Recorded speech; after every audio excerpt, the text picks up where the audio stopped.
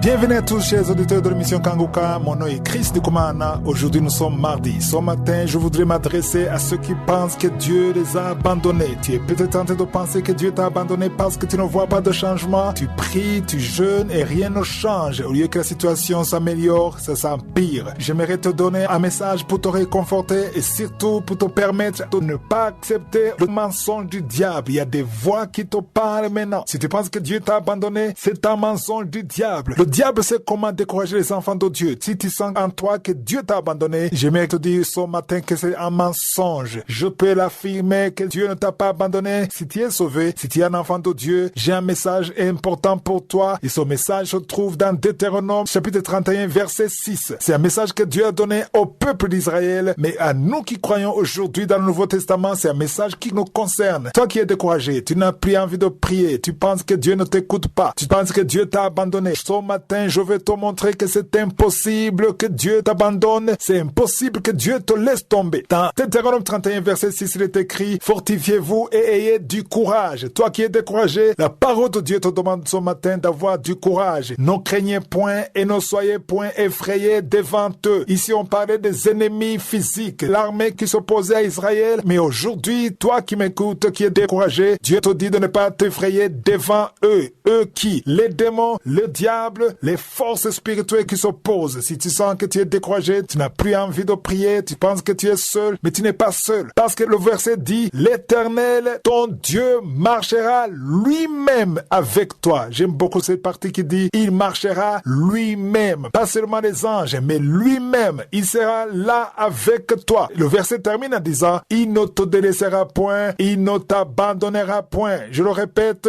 il ne te délaissera point, il ne t'abandonnera point. Toute voix qui te dit que Dieu t'a abandonné, c'est un mensonge du diable. Il est le père du mensonge. Comment est-ce qu'il peut te faire croire que Dieu t'a abandonné alors que la parole te dit qu'il ne t'abandonnera point, il ne te délaissera point? C'est impossible que Dieu t'abandonne. C'est impossible qu'il te délaisse. Voilà la confirmation que c'est un mensonge du diable. N'accepte plus ces voix parce que la parole de Dieu est très claire. Si tu continues à écouter ces voix, tu vas te décourager, tu vas tout abandonner, tu vas perdre la foi. Je te le dis par expérience, parce qu'il y a des moments difficiles que j'ai traversés dans ma vie et je sentais que Dieu m'a abandonné parce que je priais, rien ne changeait et j'essayais de jeûner, j'essayais de prier, j'essayais de faire tout ce que je pouvais et rien ne marchait. C'est comme si j'étais maudit, mais tu n'es pas maudit. Si tu as la foi, si tu crois en Jésus, tu n'es pas maudit. Je vais te montrer la stratégie que j'utilisais et si ça a marché pour moi, ça peut marcher pour toi. Chaque fois que j'étais dans le désespoir, chaque fois que j'étais découragé, chaque fois que je ne savais pas quoi faire, tout ce que je faisais, quand je sentais que rien ne marchait, j'étais découragé, je priais, ça ne marchait pas, je m'appuyais totalement sur ce verset 6. Ce verset 6 c'était comme une bombe spirituelle pour moi, parce que je me levais, je me souviens un jour, je me suis levé très tard la nuit, je me suis levé, j'ai pris la Bible et j'ai lu à haute voix, avec une voix audible, je le disais: fortifie-toi Christ, aie du courage, ne crains point et ne sois point effrayé devant ces problèmes, car l'Éternel ton Dieu marchera lui-même avec toi, il ne te délaissera point et il ne t'abandonnera point. Mais quand je disais,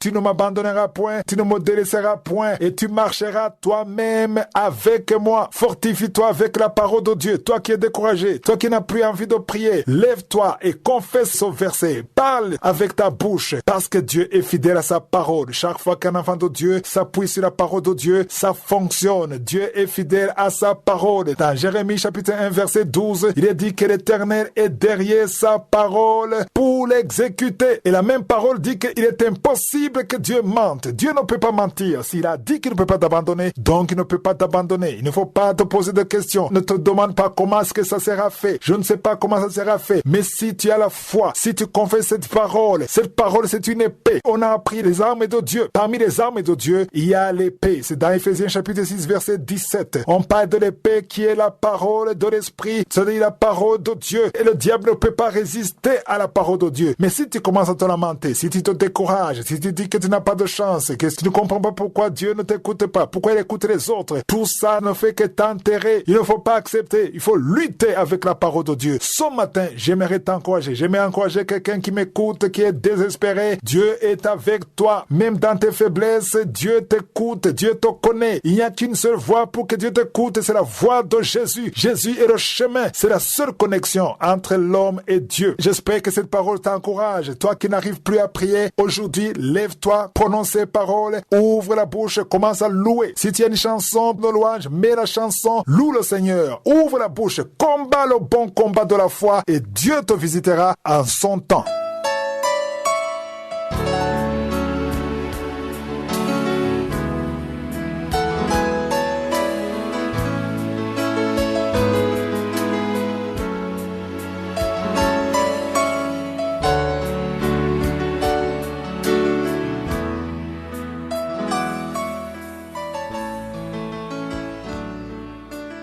C'est maintenant le moment de continuer notre étude du livre des rois. Hier, on a commencé le 19e chapitre, 1 roi chapitre 19. Je vous avais dit qu'on allait continuer l'étude de ce chapitre car il y a beaucoup de choses à dire sur ce chapitre. Hier, j'ai terminé en vous disant qu'Élie était un homme comme nous. C'est encourageant de remarquer qu'Élie était un homme de la même nature que nous. C'est ce qui est écrit dans Jacques chapitre 5. On nous parle d'Élie qui était de la même nature que nous. Parce que c'est vraiment surprenant de voir un homme comme Élie, un homme particulièrement puissant, qui était respecté par tout le monde.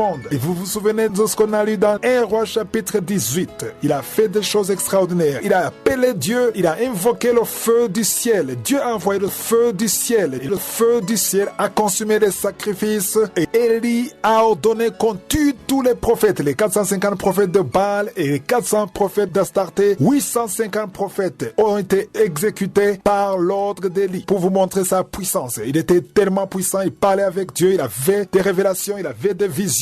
Tout le monde le respectait, mais une seule femme, Jézabel, même pas le roi, la femme du roi, a menacé Élie de le tuer et il a fui.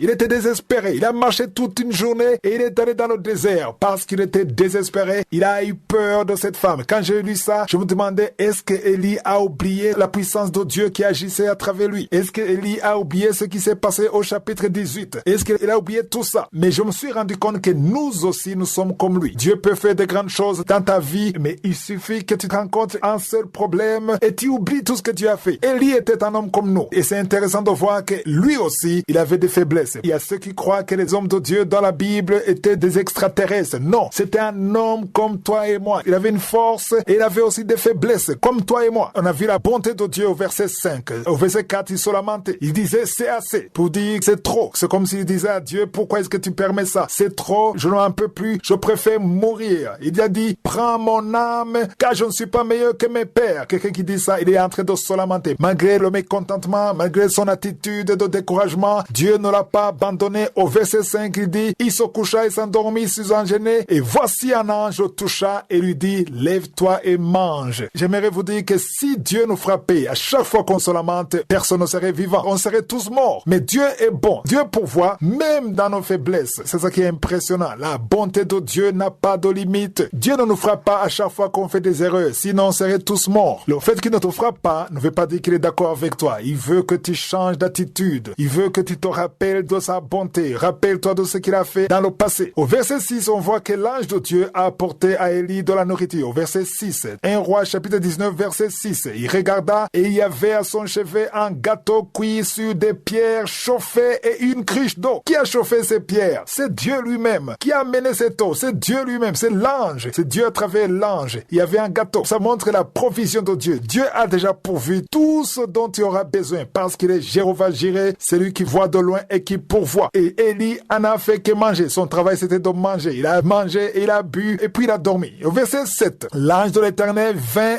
une seconde fois. Il est venu pour la première fois, il a donné le pain et l'eau et il s'est endormi. Et au verset 7, il est venu pour une seconde fois. La seconde fois est différente de la première fois parce qu'il est venu, il le toucha comme avant, il dit, lève-toi, mange. Car le chemin est trop long pour toi. Ce qui est intéressant au verset 8, on dit, Élie se leva, mangea et but comme avant et avec la force qu'elle lui donna cette nourriture. On voit bien que le deuxième pain est différent du premier pain parce qu'avec la force qu'elle donna cette nourriture, il marcha 40 jours et 40 nuits jusqu'à la montagne de Dieu à Horeb. Élie a marché pendant 40 jours et 40 nuits avec la force qu'il a eue de cette nourriture. La première nourriture lui a permis de dormir tranquillement, il n'avait pas faim, mais le lendemain, l'ange est revenu parce que certainement il avait faim. Donc le premier pain lui a permis de dormir. C'est comme le pain qu'on mange aujourd'hui et le lendemain on a faim. Mais le deuxième pain lui a donné la force de persévérer, de continuer pendant 40 jours et 40 nuits. Souvenez-vous que Jésus a jeûné 40 jours et 40 nuits. Moïse est passé 40 jours et 40 nuits à la montagne. Le deuxième pain était spécial, était tellement différent du premier pain. Spirituellement parlant, toi qui m'écoutes, tu as besoin du deuxième pain. Il faut rester à la même place au lieu qu'il faut et Dieu te donnera le pain, la provision qui te permettra d'aller jusqu'où Dieu veut que tu sois. Tu as un appel peut-être, tu as un don, tu as des promesses, mais tu ne pourras jamais y arriver sans le deuxième pain. Il faut la provision de Dieu. C'est Dieu qui te permettra d'arriver là où il veut que tu arrives. Si tu es un serviteur de Dieu, si tu es un pasteur, un évangéliste, un chantre, je ne sais pas l'appel que tu as besoin du pain de Dieu, tu as besoin de la provision de Dieu. Parce qu'au verset 8, il est dit qu'avec la force qu'elle lui donna, cette nourriture, il marcha 40 jours et 40 nuits. Il ne l'aurait jamais fait sans cette force. Ma prière pour toi, c'est que tu aies la provision qu'il faut pour faire ce que Dieu veut que tu fasses. Cette provision